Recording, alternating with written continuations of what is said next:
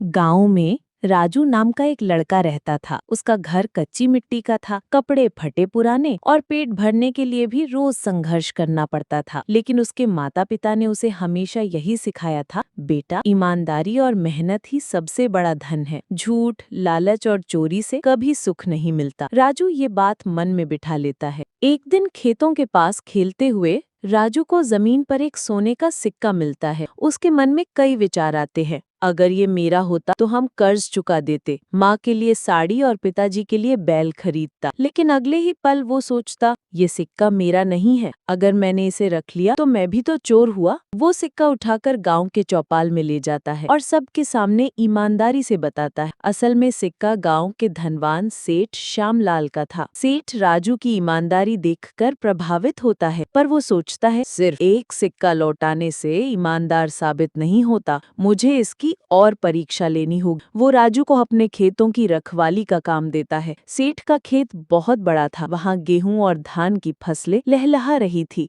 एक रात कुछ लोग चोरी करने आए। उन्होंने राजू से कहा, छोटे हमें कुछ बालियां दे दे, बदले में तुझे भी हिस्सा मिलेगा। राजू गुस्से में बोला, ये फसल सेठ जी की है, चोरी करना पाप है, मैं कभी किसी का हक नहीं छीनूंगा। डरे हुए चोर भाग गए। दूर से ये सब देखकर सेठ के दिल में राजू के लिए और सम्मान बढ़ गया। सेठ ने राजू को गाँव के गुरुजी के पास भेजा ताकि वो पढ़ सके। गुरुजी ने राजू की सच्चाई देखकर कहा, बेटा धन खो जाता है, शरीर नष्ट हो जाता है, लेकिन ईमानदारी और सच्चाई अमर रहती है। राजू ने ये शिक्षा दिल में उतार ली। एक साल गांव में भयंकर अकाल पड़ा। नदियां सूख गई, खेत बंजर हो गए और लोग भूखे मरने लगे। सेठ के गोदाम में अनाज भरा पड़ा था। वो सोच में पड़ गया, अगर मैं सबको अनाज बांट दूंगा तो मेरा नुकसान होगा। तभी उसने राजू को बुलाया और कहा, बेटा तुम गाँव वालों में यहाँ अनाज बांटो, देखता हूँ तुम कितना ईमानदार हो। राजू ने बिना किसी लालच और पक्षपात के अनाज सब में बराबर बांट दिया। अमीर गरीब,